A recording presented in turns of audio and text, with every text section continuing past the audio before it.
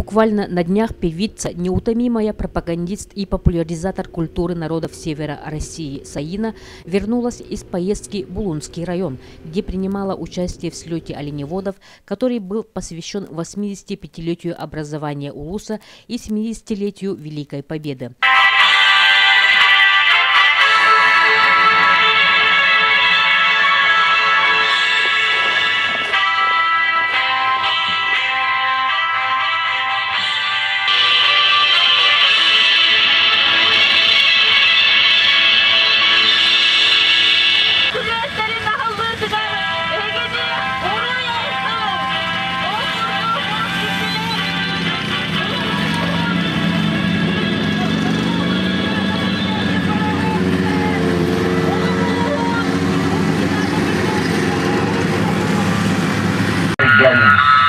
Anna koygola an karate kite Batta korun misilne Silahın şöylürdün Buyarın manyizdin Uğur kıldın Ulu silde bullar Ayak kıldın Keriye kaçkele Kimi sirgeti de hinler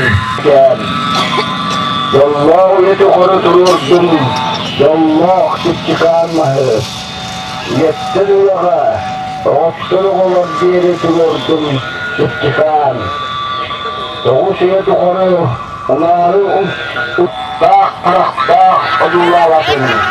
Kutulullah utarım, uygunu birine kardeştim. Bana eğleniyorlar kuzlarım, bana bu yakıt, yakıt, dayanına durgun rahatlandılar. Babamı besleyenleri elbette, gençleri getir, gitti geldin. Bu yıl nasıl sayılır? Bom! Bom! Bom! Bom!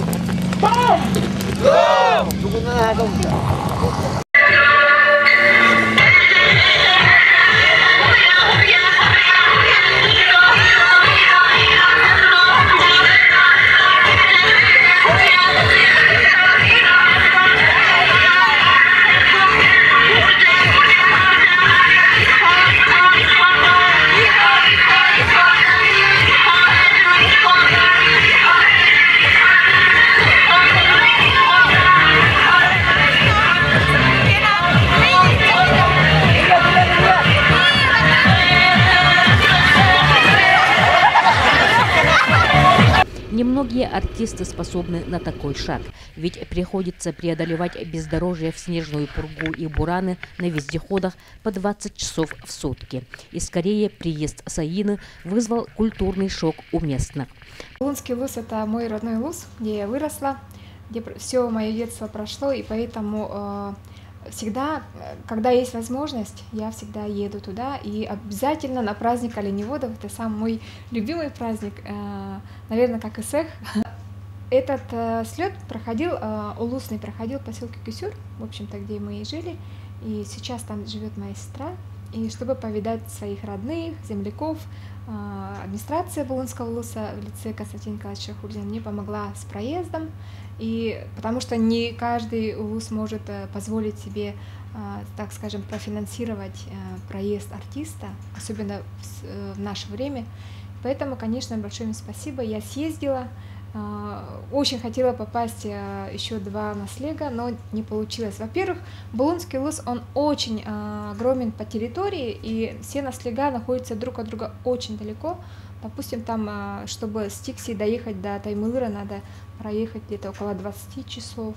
До Кюсюра то же самое, так получается, 15-20 часов. На вездеходе, на машине, потому что маленькие машины туда не доедут. Либо сейчас едут на буранах. Конечно, это очень рискованно, но люди, чтобы съездить в центр, так скажем, в Тикси, они вынуждены таким образом рисковать своей жизнью. Конечно, народ очень был счастлив, главы поселков были настолько рады тем, что я приехала, и они всячески помогали организации этих гастролей. То есть главы поселков выходили на меня, находили транспорт. Таким образом, быстро-быстро все у нас график сложился. И, конечно же, было очень интересно все это съездить, показать свои концерты.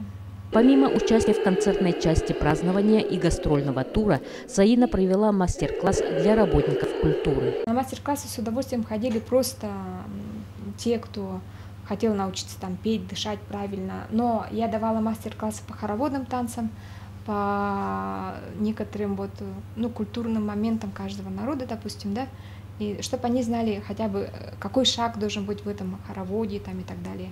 И эту информацию они очень хорошо приняли, и я думаю, что это очень было полезно. Я думаю, что такие мастер-классы очень необходимы. Каждый раз, когда певица ездит по северным улусам, она не перестает удивляться тому подвигу, который совершают ее земляки ежедневно. Это борьба со стихией, удаленность территорий, бытовой дискомфорт, высокие цены, отсутствие овощей и фруктов. И, конечно же, помогают местные предприниматели, у которых есть транспорт, как вот Уралы, и они буквально вот через всю республику держат путь, у них такой маршрут Якутск, допустим, там Тикси, Якутск, там Таймылыр, Якутск, Кюсюр, да, то есть они вынуждены ехать через леса, горы, перевалы, реки, речки, опять же, это ремонт, то есть машина там у них ломается по дороге, они могут целый месяц ехать, да, опять же, туда они везут продукты, соответственно, оттуда они там, конечно, кто умеет снабжать рыбой, то да, у кого получается, у кого есть такой бизнес. Но в основном все вот местные предприниматели держат местный рынок, и тем самым иногда даже вот мне таймылырцы рассказывали, что у них не было осенью продуктов, допустим, там как рис, сахар, мука. Это, я считаю, очень страшно. Как вот без муки, да? Я, когда вот съездила в Таймылыр, во-первых, это самый труднодоступный такой по маршруту, по пути поселок. До Кюсюра можно там на теплоходе доехать, да, летом, допустим. До Таймылыра ничего не доезжает. То есть они по морю вынуждены ехать на моторных лодках. Опять же, через шторма, там могут сутки, двое суток ехать, да. Потом дальше опять по земле, по тундре. Это вообще очень жестко. Я считаю, это они живут одни вот такие вот герои, я думаю, да, рискуя своей жизнью, они вот привозят продукты и так далее. И вот, когда мы ехали на обратном пути в Тикси с Таймылыра, вдруг мне говорит водитель, а здесь, я говорю, вот станция, говорит, ученые здесь живут, Россия, Германия, построил эту станцию ученых сам президент Путин. То есть 2 года он... По его распоряжению. Он приехал, и за 2 года эта станция уже как бы была построена, и там живут, соответственно, те же ученые, о чем я говорила, и из Германии, из России, из разных городов России, Петербург, Новосибирск и так далее. Что меня удивило, что мы туда зашли, и у них все есть. И тренажерная, и сауна, и столовая, и у них 3-разовое питание, снабжение. То есть продукты у них никогда не заканчиваются, у них есть отдельно склады, фрукты, овощи, у них есть холодильники для рыбы. То есть все очень современно, у них есть там стиральные машины, сушилки, то есть это все, то есть весь комфорт. То есть мне есть с чем сравнить, допустим, да. Я была очень удивлена, что, оказывается, около моря в тундре можно построить такой благоустроенный поселок. То есть можно, если очень захотеть, да? Вы смотрели репортаж Ларисы Бай.